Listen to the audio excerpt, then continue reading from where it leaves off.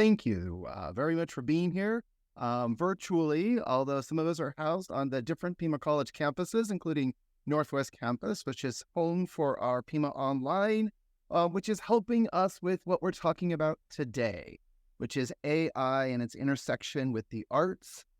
This month at Northwest Campus and with PimaOnline, we have been exploring AI awareness. This will be an ongoing event for all of us. Whether we hold it in November or not, we'll see, but we're definitely going to hold it every year. Though it's been nice, this one, because we coincided it with the PimaOnline Educators Conference. And this concept really was birthed out of many, many, many discussions that have been going on around AI and why AI matters. It matters because it's with all of us all the time. It is part of our lives, and it's not going to be going away. And we have choices when things are integrated in our lives like that. We can hide from them, or we can embrace them. And in the area of AI, one of the common themes that comes up in fears is the loss of our humanity as we are looking at it. And therefore, it is important for us to keep human at the center of all AI development and our discussions on it. And so we're not going to shy away from that. And because we are a very culturally focused campus and the college is a multicultural organization, we want to make sure that that is part of our AI experiences, including the fact that we do reside on Native American lands, the Tohono O'odham and Pasquaqui peoples here, but in many other spaces as well. And I always like to both acknowledge that, but also encourage us to learn about it. They have been stewards since time immemorial, and we have a lot to learn about being stewards, both of our physical spaces, but now of our meta spaces that exist out here. And so take some time with that. It is Native American Heritage Month. We have some wonderful events going on around that. And also work with us. If you have ideas on ways that we can give back and reconnect to those communities, please share that with me. But today, we're really focusing on AI and that intersection of the arts. One, as a geek, I'm very excited about all of this. AI is cool and interesting, and I'm really excited to see what Jeff has to share with us. And I want to send a few thanks. I really want to thank Reed Dickson and all of PimaOnline for your amazing support and work for this event and the ones yet to come. Thank you very much. And I want to thank Dana and Jeff and all of the arts for your contribution and being here, and all the faculty staff that are joining us both today, as well as who will see this in the future and who bring stuff to us. So with that, I'm going to turn it over to Reed and Jeff to lead us on this journey, on this exploration. So thank you guys very, very much. And Brian, before we dive in, I also want to give thanks to Michael Amick, who's in the room, as well as Josie Milliken, who have been really advancing at PimaOnline and attention towards how AI is going to be and already is disrupting learning in positive and negative ways. It's a complicated creature. And just being able to make sure that we're all informed about how it's changing every week is huge. And Brian, you're creating this month to focus on it is also huge. Thank you for launching this event today and being with us today. Everybody in the room, we are recording this, so please keep that in mind, and we'll hopefully be able to share this out. But we might decide not to. Might as well record it just in case. So we're starting off with the recording. And again, the topic is the intersection of AI and art. I'm here with Jeff Lowry, and we're going to just give some brief summaries of who we are and dive right in. So the topic, as the overview, is looking at the intersection of the arts and AI. That's all the arts, not just graphic design and digital design, but anything encompassing the arts, looking at both opportunities and challenges with this emerging technology. And we're also looking at, again, as Brian said, the human component. We're focusing on caring campuses, especially now, and what makes us human, what makes students connect with us, what makes students keep coming back, and how can AI support that rather than push against that? It's a really difficult question. Moving forward to the next slides, then these are just quick slides about us. We'll start with Jeff. Jeff, what should we know about you? Well, kind of all there. Tucson-based illustrator, but my big job here is digital arts faculty and department head of the digital arts program here on the West Campus. I'm native Arizonan, so I got my BFA at U of A, moved to New York, got my MFA in illustration, and I have a list of awards and clients that I've worked with. but they're still not as rewarding as helping out all of these wonderful learners. Well, we're really glad to have you with us. And again, Jeff's bringing his expertise as not only an educator and faculty member, but somebody who works in the industry with clients like Nike, BuzzFeed, etc. He understands the needs of artists beyond Pima. And that's one of the questions we're going to be thinking about as it relates to AI, is how this is going to disrupt the workplace, not just the school place. So next slide that I'll give is myself. Again, I direct our online faculty experience and innovation over at PimaOnline. I've had a lot of roles, and the most important thing to share is that I love to write and draw in my journal. I do it obsessively, and I also teach poetry. And so the question of creative ideas being ingested on the web and reproduced by AI, for better or for worse, is always on my mind. I'm fascinated, obsessed with it, excited about it, and terrified about it, all at the same time. So without further ado, we want to know about you. In the chat feed, please share your name, what subjects you teach, and this is all in one post. Your name, your subject, and one thing that brings you joy about the arts recently. And while folks are putting it through the chat feed, Jeff, I want you to do the same. If you could model for me, you mentioned when we spoke earlier, one thing that brought you joy relating to an arts project with another Pima faculty member. In theater, I believe. Yes. And you could put that in the chat feed, or you could verbalize it. But I can verbalize it. I'll say it faster than I can type, and probably be easier to comprehend. Recently, I worked with faculty member Chris Will in the theater department.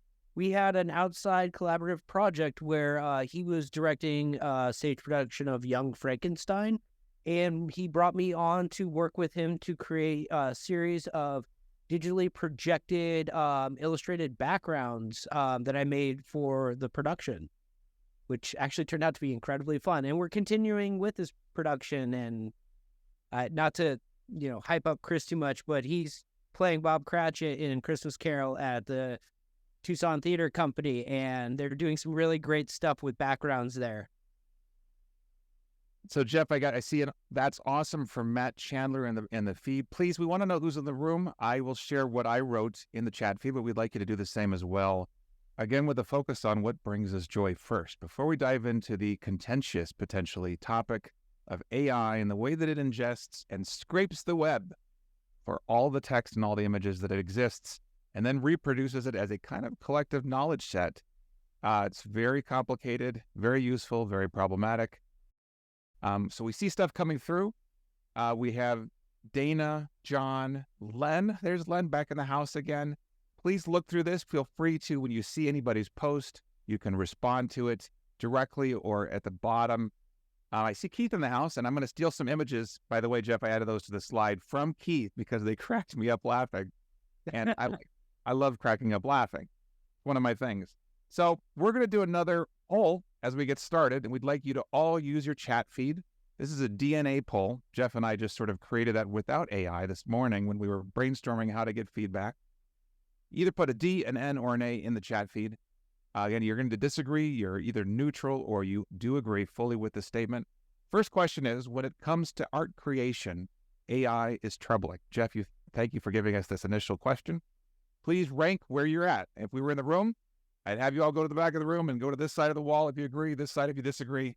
Take a position, please. Okay, so we got a lot of DNA, but mostly A. That's what I'm seeing. What are you seeing, Jeff? I see some D's in there, but I do see quite a bit of A's, a couple neutrals as well.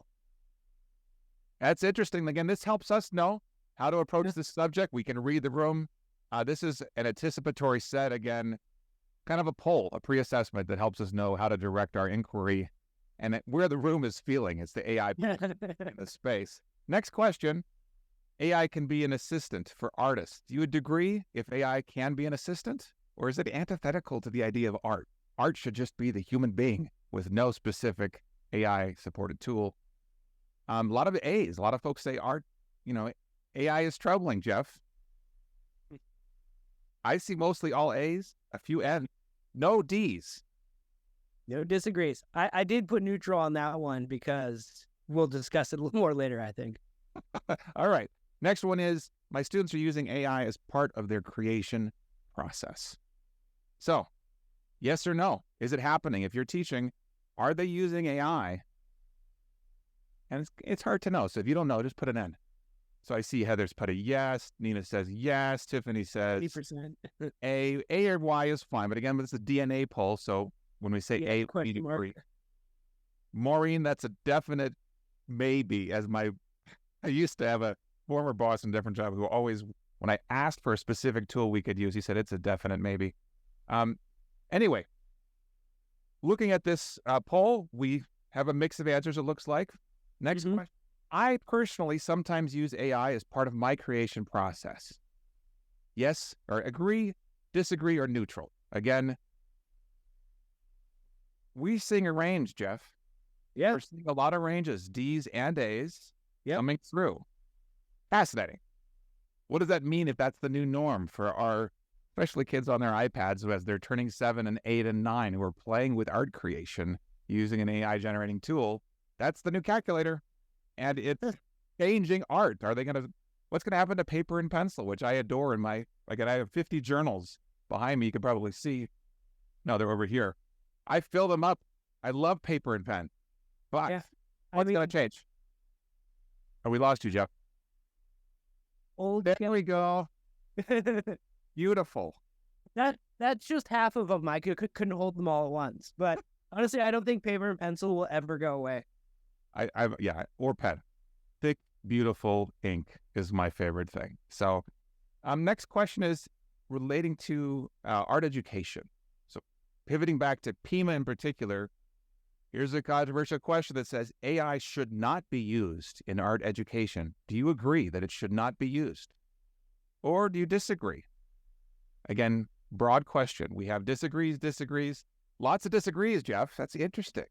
I did put a neutral because I don't want to play devil's advocate because I think all my illustration community friends will probably shame me. But when used appropriately, I think it could be a place for it. But the problem is, again, we'll talk about it more later. All right. Beyond Pima, my students are going to be expected to use AI. Yes would be an agree. So DNA, disagree, neutral, or agree. We see a lot of A's. I see all A's except for maybe you, Jeff. Yep. Me. Well, it's because you're the holdout. I mean, my job is to teach them to do what AI is already doing for people who don't have the skills to do the things that we're teaching. Fair enough. We see some shifts after you spoke to N and P as a possible. All right, next question. When people are using AI, they should cite it. Again, you may know that APA and MLA both now have ways to cite AI, and within ChatGPT, within Bard, and within Bing, students can share transcripts so that we know what questions they're asking the tool, and we know what the answer is by the tool. We know their cognitive work. We know the long dialogue. Should we ask them to share those transcripts? Yeah. Reed brought this up to my attention. I didn't know it existed, but I think, it's a great way to be transparent, but also to kind of show the thought process of students. It's not like they're having them write the entire paper. This is a visual. I'll just zoom in on so you can see it. We asked it to do some image creation work. The border as a Rembrandt light and shadow portrait. I can click on this button in the corner, and again, it's new, so it doesn't allow us to share images, but normally you can share the full chat transcript. This will come through even with the image tool. Now, I'm paying for ChatGPT 4, which allows me some advanced features, including, being able to use, what's it called, DALL-E 3, which is OpenAI's image generator. And in the future, the very near future, we'll be able to share the questions and the images just by clicking on this button within the tool. Already you can do that within Bing, which has ChatGPT 4 and OpenAI under the hood, and you can do it within DALL-E itself. You can share the transcript. Let's stay with this poll, though. Artists need to find ways to differentiate themselves from AI. The future artists, I should say. Do we see any neutrals? I see all agree. I see two neutrals. Okay. So far, everybody's saying yes. Like, they do agree with that. This is fascinating stuff. So we're just trying to get a sense of where we're at. We got a lot of good ideas in the room. We just finished our poll. So let's dive in and do a quick walkthrough. I'm going to ask Jeff about some images and speak to a few more about AI and digital art in the news. Starting off with the question that was initially framed by Brian, which is around the idea that there's promise here and there's also peril. And in the spirit of UDL, I do want to read out the text on both of these. First, the promise listed here are new forms of art, entirely new forms of art. This goes again to math education. I noticed Ana Jimenez is in the room, and there's an AI tool that now allows for 3D graphing within Desmos. Mind-boggling. There's all these tools that are just popping up that are utilizing what we might call AI, whether it's generative or not. So looking here at the promise, we have new forms of art, restoring heritage art, increasing information on background, stories, connections about the art, supporting creators in production, distribution, and similar roles, and connecting creators to audiences. So again, that was, I think, Brian and your team created those ideas, and that's just some of the many items for promise. But then peril, Jeff, I'll let you read this one because that's what you're leading into. Peril, yeah. Copyright and ownership, creator control and pay, ethics and exploitation of artists and AI, theft of artist creations by AI tools, definitions of what is art, creativity, and culture, etc. Thank you so much. So, as a visual of some things to keep in mind, first, we've got a bunch of articles, and we'll share the links to this as we proceed. Firefly, which is built into which tool again, Jeff? It's Adobe. Yes. Kind of Adobe Suite, Adobe. right? Suddenly my mind went... My mind does that at least 10 times an hour. So, yeah. So again, we've got Firefly versus Midjourney versus DALL-E versus you name it. We'll see it. It's popping up. The tool that Keith Rocky shared, I will do a hilarious demo of in a second. But we see Firefly as this amazing tool trained on data that they have copyright for, they have permission to use, versus Midjourney, kind of the opposite. And they're competing for who does the most beautiful work. In the next image, we see a hilarious question. And Jeff, I was going to ask earlier, what makes you laugh out loud when you see AI? What is this, Jeff? This is just the things about AR that make me laugh are people just using it as kind of like a meme or silliness. And this is basically elderly lady crocheting giant cats. I've seen older ladies crocheting car covers, all sorts of fantastical things, outrageous fashion that is crocheted. And this is just one tiny minuscule grain of AI art generation, just for the fun of it. So for the next image, Jeff, we've got from the Washington Post, and I'll read the title, "He used AI to win a fine arts competition. Was it cheating?" Again, this is hitting the news every week. Jeff, initial thought, do you think that using AI in an arts competition is original sin? Just curious. Again, as an artist myself who's spent tens of hundreds of thousands of hours practicing techniques, I would say yes, even though he did spend a lot of time working on prompts to make the image exactly the way he did. He probably does not know how to use light, shadow, form, color on a page. And I would say that would be cheating in my book. Fascinating. All right, next article that I'll share here is relating to the notable and visible Greg Rutkowski. Again, this article says, this artist is dominating AI-generated art, and he's not happy about it. He is more popular as a prompt than Picasso. And you'll see our Picasso prompts in a moment because we played with that. So here is a visual of his work on the cover of the MIT Technology Review. Yeah. And part of the question is, should we, as artists, be able to say, hey, don't scrape me. Do not come in and take my intellectual property. And how do we do that? What is the future of any art that is visible on the web? Difficult questions we're going to dig into as we have our dialogue. I've actually recently saw an article. I don't think we brought it into this discussion, but I've actually heard now AI artists no longer want their images to be able to be scraped now, which is kind of ironic. Very ironic. Yeah, that's where we're heading. Yeah. Even the text that's on the web is going to be trained on AI generated. AI is going to be trained on AI generated text. It's getting messy. And I brought in Frank Frazetta as an example in terms of a fantastic fantasy artist, classically trained, makes paintings, recently sold one of his paintings for $6 million, but work like his is being scraped so people can make fantasy AI art.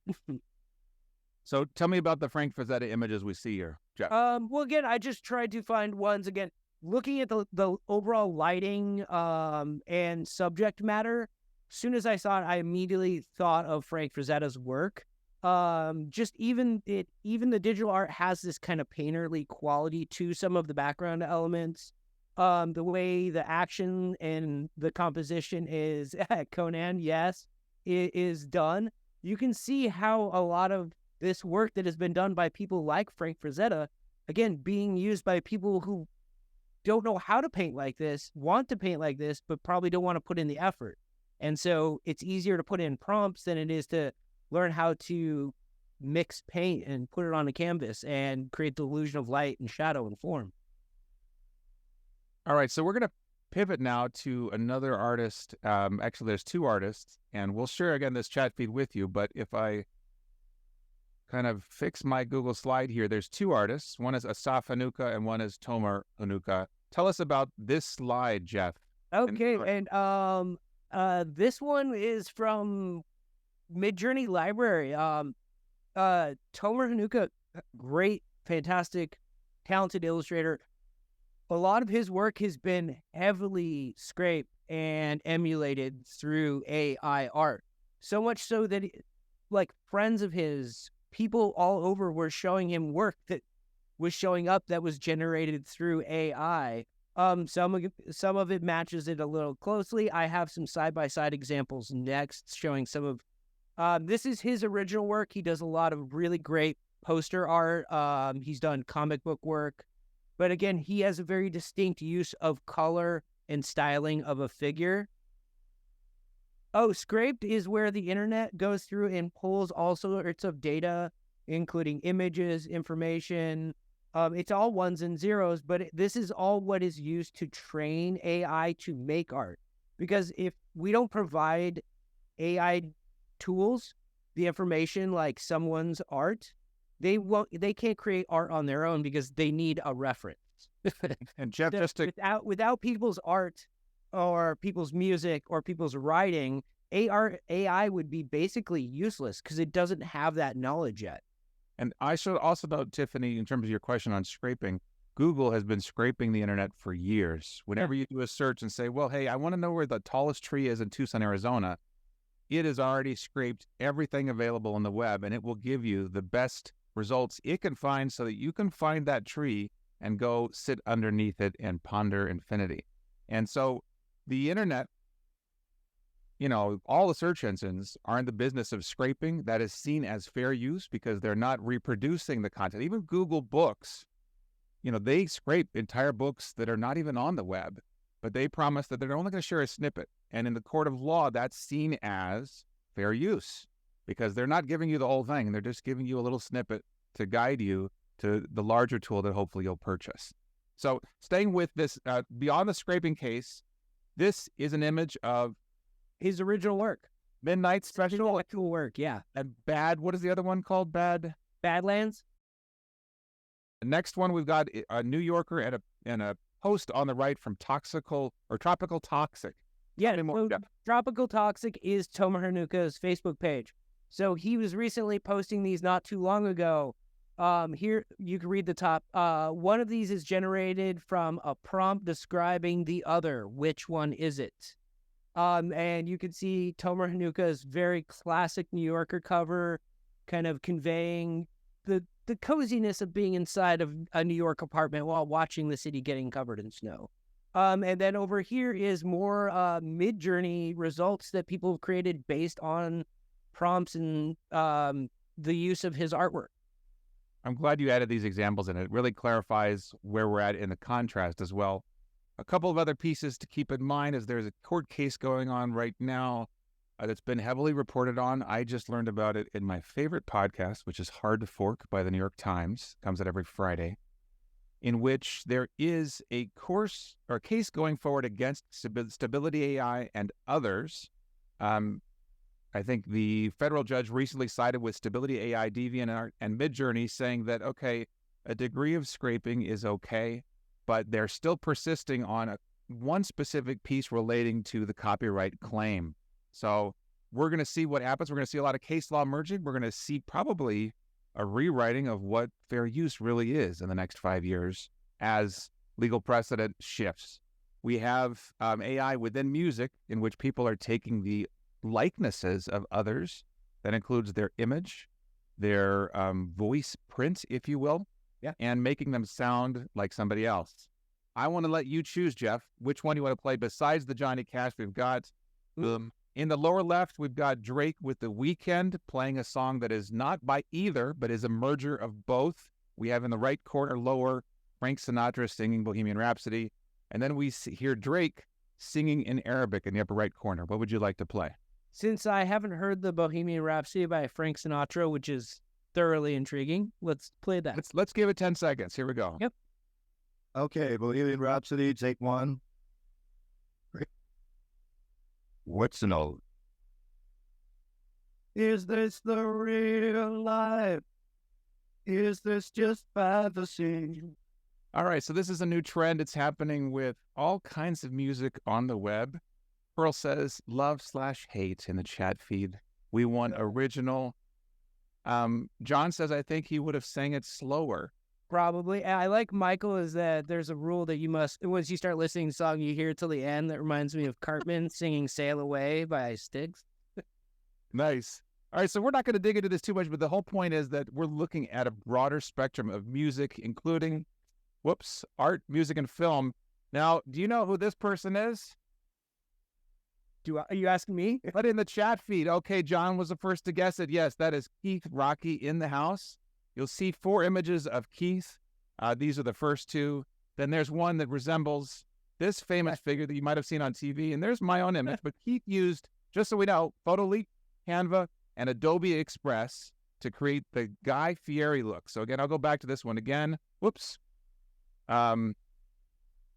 Wow. Keith, since you're in the room, can you just tell us how long did it take you to create these images?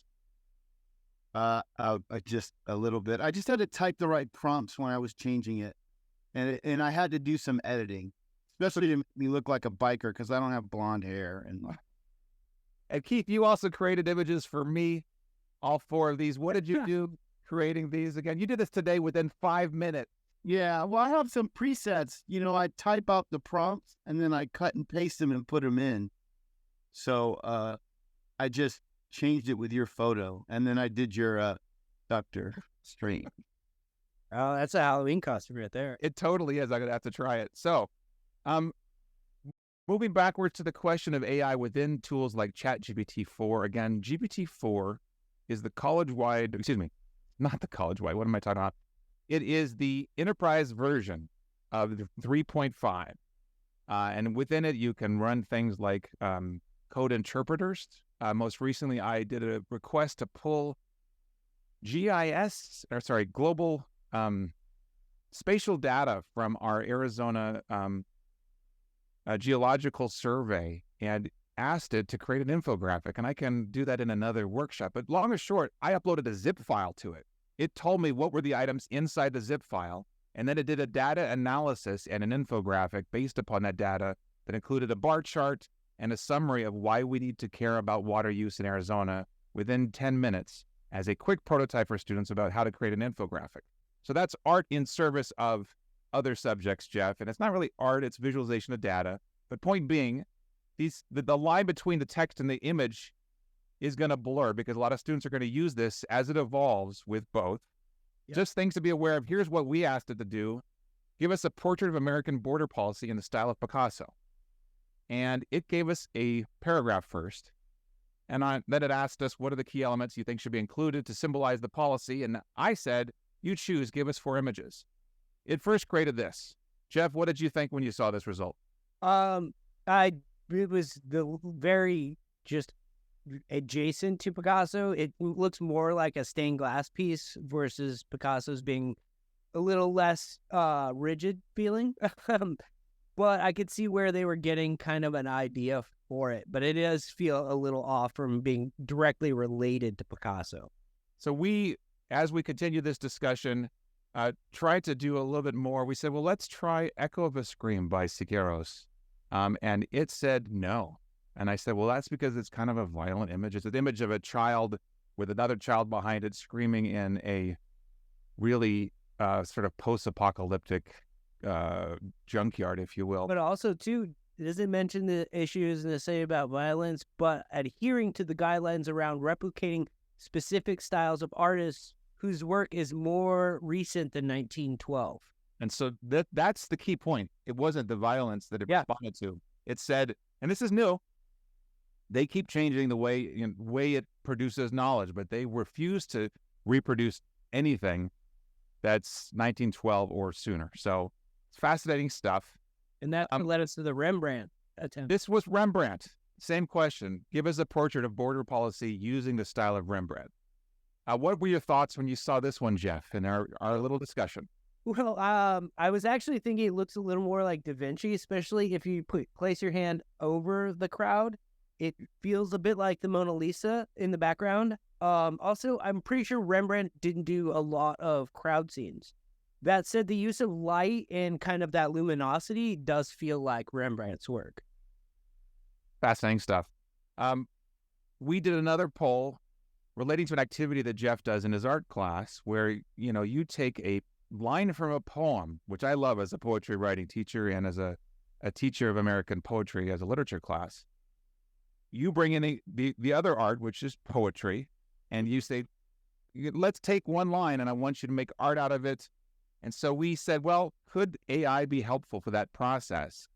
We posed this question: create a table with 4 techniques that I can use to help illustrate the ability to engage with the relationship of form and function in Wild Geese, which is a poem by Mary Oliver. I didn't give you the full prompt, just the preview. And what it created was a table that provided 4 techniques that might be legit, Jeff. One says negative space, another says contrast, line weight, and symbolism as the technique. Then it moves to what the form is, the function, and the potential application. Can't read everything here, but Jeff, what were your thoughts when you saw this as an educator? I actually was surprised because these are, especially with the project that we were talking about, this is literally one for one what I teach them specifically within this project on how to construct an image based on the line of line from the poem as their inspiration, and trying to get them to think beyond the one-to-one, creating the art, one-to-one what it says, but more of what the line is trying to convey. And then I want them to try and take that idea and then push it further in their art to get them to learn more about symbolism and storytelling. So Jeff, as an educator, now that you've got this potential second guide on the side that you might have them interrogate or compare, and we could even do this live. Let's be live, people, if you don't mind. So this was the Picasso discussion, by the way. You can see how it works. I'm going to start a new chat by clicking. I would love if the audience can kind of give us some prompts, kind of like whose line is it anyway. And let's do an art-based prompt, please, if you don't mind. I'm going to zoom in so everybody can see what we're typing as we go. And you'll notice here in this version of ChatGPT, they keep changing it. They're moving it around all the time. I'm using GPT-4. And let's dive in, please. And I should also note, while we're waiting for prompts in the chat feed, I'm using a specific technique on the inside, which is to give it a little bit of guidance. I ask it to respond in short and close with a question. Yeah. And you're allowed to do that built in terms of the instructions. What do we got from the audience in terms of a possible prompt for using, and I guess this is going, Jeff, to the art question. Yeah. What is a possible use case that compares artists? Which artists would you like us to compare? Oh, geez. Like comparing 2 artists? Yep. Put me on the spot. How about Pollock versus, what was his wife's name? I'd love to compare the 2 of them. That'd be really interesting. Jackson Pollock. We don't need to know his name. We don't even need to know her name. We can just say Jackson Pollock and his wife. And like bad because I knew her name and I just completely forgot. well, we will learn very quickly from the tool. Lee Krasner, yep. And again, I'm reading this out. Lee Krasner were both influential figures in American abstract expressionist movement, but they had distinct styles and influence. Here's a comparison. And it's walking through, again, first painting style, influences, technique, contribution, and legacy. I'm not doing a search with Bing, which could give us live links to websites for all the museums that have it available. But keep in mind, that's another use case that I could say, well, I want to see where there's a digital museum at any national museum in the country so I can see examples of this live. What are your initial thoughts here when you see this, Jeff? It's pretty astonishing, and it seems pretty darn accurate too. I mean, this is for me where I'm kind of on that fence is in terms of education standpoint. Or it could be helpful to simplify something as broad as having a student read about Pollock and Lee Krasner, but it will distill it down. But then again, it feels like it's spoon feeding versus I always try and get students to actively participate in the research process to kind of help broaden what they do versus being spoon fed everything. Let's pause on the spoon feeding thing. We want them to go deeper, not shallow, right? Yeah, I want them to go deeper for sure. But let me see this. I asked it, let's get more granular. How would you compare their brush stroke in a table? Be specific. And here it goes. I agree with Heather. And again, it will make mistakes. It's astonishingly right and astonishingly wrong. Here's a more detailed comparison. We've got Jackson with flung, dripped, and poured paint versus vigorous using the brush's edge or handle. We have a lace-like network, strong sweeping strokes. You can see the comparisons. Jeff, and again, my apologies for the visuals on this. It's too much to read. It's not an ideal presentation. It's a lot, but again, Pollock himself did use the handles as well. But yeah, again, it's nice to again have it there at the ready. But I still can't get past this culture of always wanting everything now instead of having to try and figure it out for yourself. And again, as Heather was saying, critical thinking. I try and really instill critical thinking with students because, it's better to get them to think about it than just tell them what to do. And this feels like it's just telling them what the answer is. So I'm going to do something funny, which is more cultural context. I'm asking it to compare how both were recognized in the public sphere and include 3 other artists that were not as known that were contemporaries. I'm just throwing that out as a weird question. Let's see if it responds. And scrolling down again, the goal is to get them to go down the rabbit hole, not to do a one and done discussion, but to ask a bunch of questions and then share the chat feed with you at the end so you know what kind of inquiry they're doing if you're going to use this tool to go deep. If you're going to use this tool to go shallow, which we know students will do, that's a problem. But if they can go deep at 2 a.m. and get a quick response and think deeper and share that with you, you can correct their misunderstandings, help them think more deeply, help them pose better questions. Yeah. And that's the whole gig across disciplines is we're thinking, how do we get them to think more rigorously about all the elements, for example, with form and the intersection of form and function in art? Here's what it says. Jackson Pollock was widely recognized during his lifetime. His work and persona embodied the image of the tortured artist. He was featured in a 4-page spread in Life magazine, which asked, is he the greatest painter in the United States? He used it as a direct quote, probably not a glitch or hallucination. Lee, on the other hand, struggled for recognition, often overshadowed by her husband's fame. Not until after his death were her contributions to abstract expressionists more widely recognized. Then it gives us 3 other authors. What are your thoughts, Jeff, about 3 authors that were not as noted during the time? Again, I find it interesting, but it's so much easier. Again, it's just like having a TV guide for information where you're just like, oh, here it is. And there's the information. Again,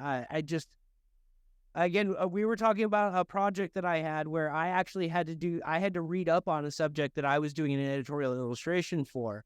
Because again, to give yourself more knowledge allows you to create a better image or create better work that is doesn't rely on, say, stereotypes, and create something that is more sensitive and easily, or 100%.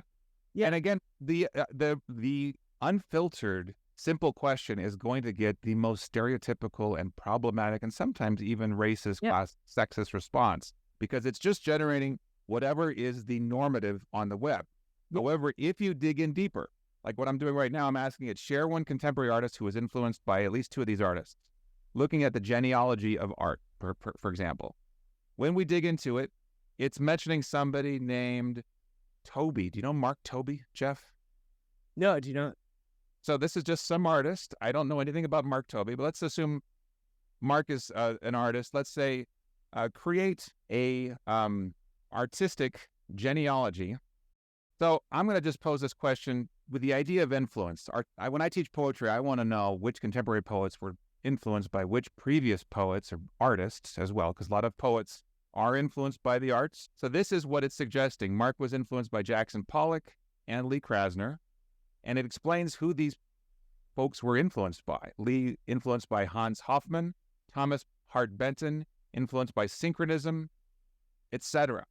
So this is trying to create a web of connections in which your students might be able to create a giant, for example, even in Google Slides, a web of connections of which artist influenced which artist and how, going back to the beginning of time. Weird idea, but I do that in my poetry writing classes. I ask them to create a Google slide that explains how Patricia Smith was influenced by, Langston Hughes, who was influenced by Walt Whitman, who was influenced by, and then they just keep mapping it backwards. That's trying to get deeper. I see Len in the chat feed posing a question. Len is he sent a direct message about asking the direct to determine the best screenwriter of the 20th century, and GPT will tell what the research is doing, what the websites are. Is this in Bing? Is this new? And that is a new feature only for 4.0, which costs $20 a month. But if you download Edge on your home computer and you run Bing, it will show you the same thing in Microsoft Bing. So this is an educational use case, Jeff. Just want to unpack again. Do you feel like your students could benefit from using AI to do deeper inquiry as opposed to shallow inquiry? Well, I have students currently working on influential designer presentations, and I would say yes, because I have realized that a lot of them have spent close to zero time developing their research. In terms of their research is very thin and their presentations are very short. And I've gotten students saying, I couldn't find examples of their work. And just to help all the other students, I kind of, not to put them on the spot, but I do clarify that there is plenty of examples and knowledge out there. And I recently heard a very interesting thing my wife was sharing with me, that with young people, she works in elementary school students, that when young students go to look up like a definition for something or look something up on Google, and when they do the Google search, if it doesn't come up in that 4 little drop-down bar, they think the answer doesn't exist. That's crazy. I think there's a research showing that most students, at least my daughter's age, are using TikTok instead of Google to do their search. And there's also a parallel theory that Google and every search engine will be replaced by tools like ChatGPT, that this will be the new search engine because you don't get a research report every time you do a question. Instead, you get the answer. Like, you can actually ask it, what should I cook for dinner tonight? And take a picture of your refrigerator, and it will say, well, based upon what I saw in your refrigerator, here's some options for you. That's around the corner, and it's been practiced by New York Times columnists. It does a little bit of the thinking for you, and it might create a terrible cocktail. But according to the New York Times columnists, they had a pretty decent cocktail that they were able to make using ChatGPT to do that. That will be kind of the new answer. You mentioned a teaching problem, Jeff. You said, I have students who have a hard time finding examples of artists, and I want to see what ChatGPT could do for us in the context of being a teacher support aid. So what is this scenario again? They're having a hard time finding artists who do what? They're trying to find examples of influential designers' work. So for their presentation, because they're doing a presentation on a randomly chosen influential designer. It's my 102 class, just to really get an idea of the broad amount of work within design, the broad amount of influential designers. And some are saying, I tried to look for some work and I couldn't find it. And I knew for a fact that some of those, like, I knew their website was a great place to go to first, but there is a lot of information out there. And I think with this, again, can be helpful for those students, but at the same time, it's the amount of effort and putting into doing the research and actually looking beyond just like your first 3 responses on Google, because you have to really dig in there. I mean,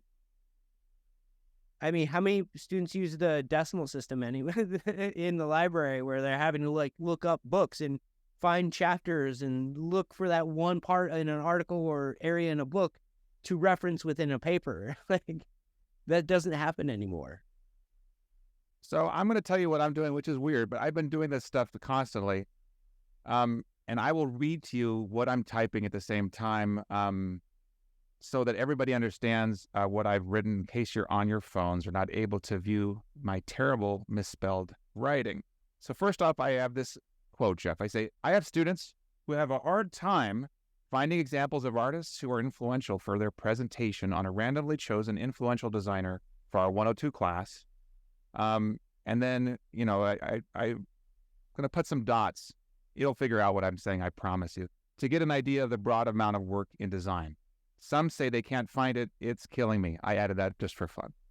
I talk to ChatGPT. You can't really do that with Bard or Bing very well, but you can talk with ChatGPT, which I like. Create an outline for how they might research the web, scaffolding their research using both Google and our PCC library. Keith Rocky in the house is our librarian, and AI. This should be a page long as something I will post as a graphic organizer. They need to submit this with their final product to show their work, as good math educators like Ana Jimenez do. Got to show our work. We can't just do final product anymore. Calculator will replace it. So here we go. Here is the outline or the graphic organizer that we could paste into a Google Doc. It's saying creating a research outline for students to navigate resources should indeed help scaffold the research process. Let's break it down. Starting point, define the scope. What is the time period or style? What are the keywords you need to know? Then initiate the web search within Google using identified keywords and Wikipedia. Then a deep dive with the library. Keith, I'd love to know your thoughts on this. It suggests using the library databases for academic journals, books, and it's not going deep, but it's giving a structure and a pathway that people might have to check off. Say, I did this, here's a link. I did this, here's a link, etc. If we want them to evidence their work all the way through, this is I hate to use the word crutch, but it is a support structure. In educational theory, we want to provide scaffolds so that students can build the building, but then stand on their own without the scaffolding later once the building is built. We want to give them a light down the tunnel. Do you think this is a good light down the tunnel, Jeff? I mean, yes, but again, I find it difficult that, like, at this point to create just a presentation on a designer, that, like, there hasn't been that experience in the critical thinking and thought process on how to find this information, that, like, ChatGPT will go, oh, do a Google search. Oh, look at the website. Oh, look at design magazines. It's like, and these things should be kind of taught to them in middle school, high school. And to this point, I shouldn't have to teach them how to find information for their research. One would think that, but I also teach composition, and I will say students come into our classrooms who do not have the cultural capital of students at the University of Arizona, and even at the U of A, they say the same thing. Do we need to really coach people on the hidden curriculum? Like how to take notes? What is expected about reaching out to your teacher? Those are weird questions. To me, I'm a fan of scaffolding, especially in lower level courses. Yeah. Then removing the scaffolding at higher level courses because they're not going to have the scaffolding once they get to the U of A. So here's my question that I'm asking. Can we create an exemplar of what this might look like to give to students? Let's focus on the work of the artist I mentioned to you earlier this morning, Tibor Kalman. So I'm doing a search, and it is creating a fake draft. It might be terrible. And there's a benefit to creating false exemplars too, Jeff, where you could say, this is what not to do. And I created with ChatGPT. Here we go. Exactly. And I do agree that like students are at different levels than maybe we were when we were younger. And they do need a little bit more prompting and some scaffolding, like you're saying. It's just, it's still surprising to me. That's all. Again, I think our talk today is talking about two things. One is the problem of artists and AI, and one of them is the question of teaching and AI, especially as it relates to the arts. This provides us a background on keywords connected with Tibor Kalman, which include Colors Magazine, which he was noted for, postmodern design, visual culture, and it presents, what the search might be in terms of a database search. It doesn't talk about how to work with a librarian, which would be cool. But, it does mention Google Scholar. It does mention using AI to summarize long-form articles and books about Kalman and how to, it even suggests creating images like Tibor Kalman, who has passed away. And that's funny. That reminds me of our conversation earlier, is that AI has a tendency to promote itself. It totally does. It totally an answer to a lot of these problems. It's always saying, oh, well, what if you try AI generated images or AI summarization? It's trying to ensure that it lives on. And I don't know why it does it. I even asked ChatGPT, why are you promoting yourself here? And it apologizes. And then it keeps doing it. Anyway, you can see the value of this conceivably for helping students at least have a draft. They don't know what they're going to be asked to present for their instructor of record. Would you consider creating a really quick draft in 3 minutes using this and giving it to your students and say, hey, this is kind of what we're looking for? I mean, yeah, but again, I feel like I have the knowledge to kind of summarize that and give them a list of how to get started without having to rely on ChatGPT to do it. 100%. Ideally, we could teach without relying on it, but we're also busy. Let me pose another question. Busy. Let me pose another question. Would you ask it to create a rubric that it helps you evaluate this work product? And I just asked it to do the same thing right here. It's creating a table with A, B, C, D, F, which a lot of us don't believe in, but, it's not very ipsative or growth-minded. But all the same, it created a quick rubric. We didn't ask for the scores. Would you ask it to help you create rubrics? Again, I don't think so. I prefer putting in the time and working on it. I feel like I'm never so busy that I couldn't do this stuff for my students. And if I were ever to become so busy that I couldn't do that, I would have to reevaluate what my priorities are. 100%. I'm going to throw another question at you just in the spirit of pushing the possible. Sure. Would you ask it to create a feedback list for you if you're in a hurry, a bullet point list of things you want to share with every student work, closing with a reminder to end with actionable feedback for their revision or next draft? Ooh. So, weird question, but basically we have to spend a lot of time on feedback. Some of us, especially writing teachers, we have Google Docs filled with things that say, yes, you met these criteria, you get full points. Here's some specific things. And we add a few sentences on the personalized things. So we get into the details, we are consistent with our feedback, but then we personalize it with a couple of points. Would you imagine wanting to use it to create feedback frames for things where you want to be consistent in your feedback with students? Again, I have the benefit of working visual art. You do. I know. I'm not having to read through lengthy papers and be very dutiful in my feedback. But again, it's a whole different perspective from my end. Because again, I give students feedback throughout the process, during critiques, afterwards. I will even write notes and circle areas and give them suggestions via email. But again, I'm not having to do what you did. So if I were in the situation having to go through papers, maybe, but at the same time, I still feel like I'm cheating and I feel guilty about that. Fascinating. It's fascinating. Hard for me to use AI in those ways when I know I'm fully capable of doing that. here is a preview of some other things coming around the corner. I just want to make sure that we include before we close, and then I'm going to pose some more questions as we finish. But keep in mind, we will have a series of activities that have been sent out by Brian relating to AI awareness at Northwest Campus. Again, this is a series of events hosted by PimaOnline through Northwest Campus. Thank you, Brian, for making this a thing. Up next, we'll be having a Care in AI from a Pima perspective on the 13th through the 17th. Then on the 17th, a STEMazing event, a November 20th, other eye awareness pieces, and a town hall on November 30th. As we close, I want to ask you about the founder of OpenAI, who basically says that it's going to disrupt the creative economy first. Or I don't have the quote exactly right. Maybe somebody can find that in the chat feed. But what do you think about what kind of skills do you think your students need to know for their college and career pathway? And how do you think that's going to shift with the expectation of employers using AI in the workforce? Like you mentioned previously, light, color, story, creative skills, color theory, rendering for 101. Yeah, for 101, but a lot of those skills apply to everything.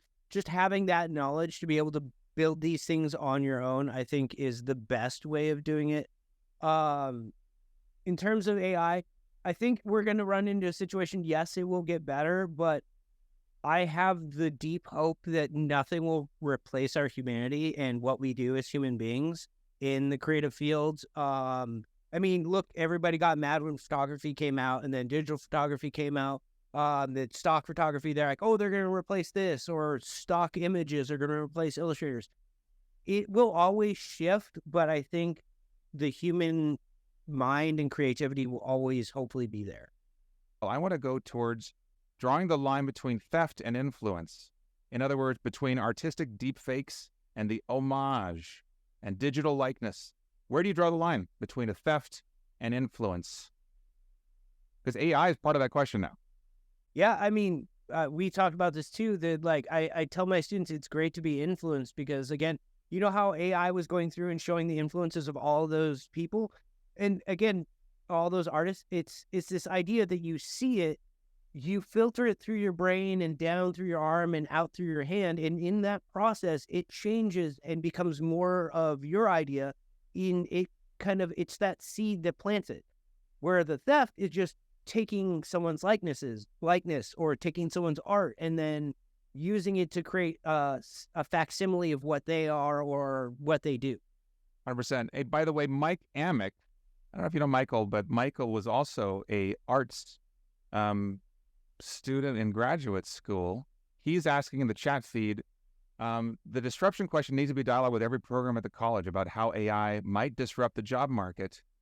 The going discussion is AI is not going to replace you, but somebody who knows AI will, and that employers, are expecting people to be able to use AI and to use it in ways that are ethical in the workplace in the future, because it's a general purpose technology like electricity that touches everything.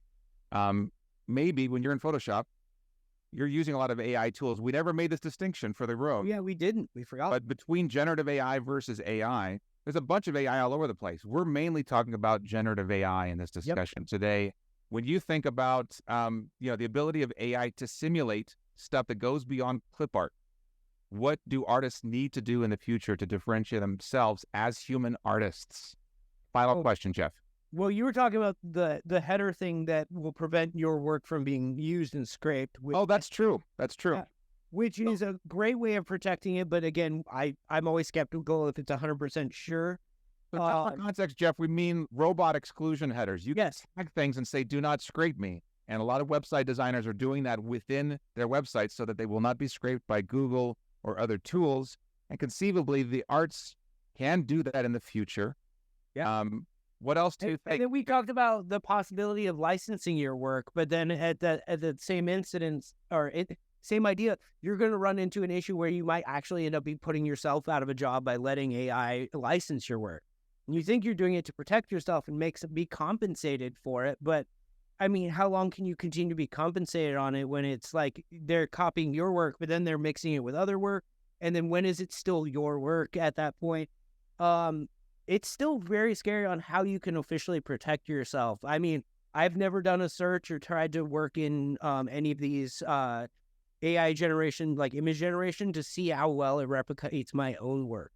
I just try and convey to my students, learn how to do it yourself. It's so much more rewarding. And a lot of the people that are really advocating it as a tool, it is not a tool. It is a tool, but it's a tool for people who are unwilling to even attempt to want to learn to draw or have the dedication to learn how to draw, paint, or create. It takes a lot of discipline and dedication, and it's an easy out. It's like the fast food of art. We should retitle this talk, The Fast Food of Art. Yeah. All right, so we got to close up. Brian, do you have any closing words for the room as we finish? And again, Jeff, thank you for making time to share your insights. Thank you. I would love to talk about this some more and maybe go in depth in terms of like when we were talking about copyright and stuff, because for students to know that it's really important, because a lot of students, as they graduate and go into the field, either be it freelance or whatever, there's still a lot that they don't know. And they know how, like, the beginning steps on how to create stuff, but then navigation through the field of business and all that stuff. Anyway, thank you to both. And yes, Jeff, so bringing that up, this next year, we will be working with the Teaching and Learning Center to host at least some type of monthly something around AI, trying to get us more information around it. We'll also be doing it in a few other areas, such as culture of care. But we will make sure we include you in all of that so you can have more discussions with us about this. Brian, speaking of which, I want to do a little plug on, we're doing monthly events already. And I just forgot to mention this because it was the end of our slides. But we have regular roundtables that we co-host with the Teaching and Learning Center. We have a website filled with resources. I'll add those to the chat feed on AI. We have a course on AI for teaching and learning if you're interested in taking it. We also have a page on synchronous teaching. I will put all these links in the chat feed. But those things are important to keep in mind. Inside the faculty guide, if you just go into your, if you just type in online faculty and you go up into the upper right-hand corner and you type in TLC, you'll see all of the upcoming events that we try to co-host what we're doing within the TLC. And you'll notice here, where is it? What is today's date? November 9. Yeah. All right, there is a workshop that is not added here yet. There it is, reviewing your course with AI in mind. So that's another workshop that's hosted through the TLC that I'll be running. And it is focusing on how do we review our course.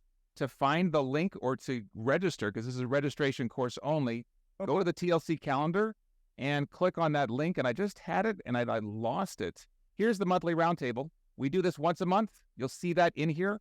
Please, we're going to keep doing this forever because this is not going away. The next class is how do we review our course with AI in mind and then revise it. This is a part 2 for this class where we look at, okay, well, this is what we're teaching. How do we adapt it or reshape it so that it's less susceptible to the misuse of AI? We're going to keep doing this stuff. I've had discussions in gaming about using AI to write basic code for gaming. And in the end, it's just like, well, wouldn't it be helpful if they learned the basic code first and then kind of, but then again, when you're dealing with anybody that writes code, they basically use a structure that was probably somebody else's and it's somebody else's. So nobody really owns the code. So, I mean, I guess it could make it easier. But again, if it were to go wrong, you would need to be able to know what's going wrong and be able to fix it, other than just like, oh, ChatGPT made the code.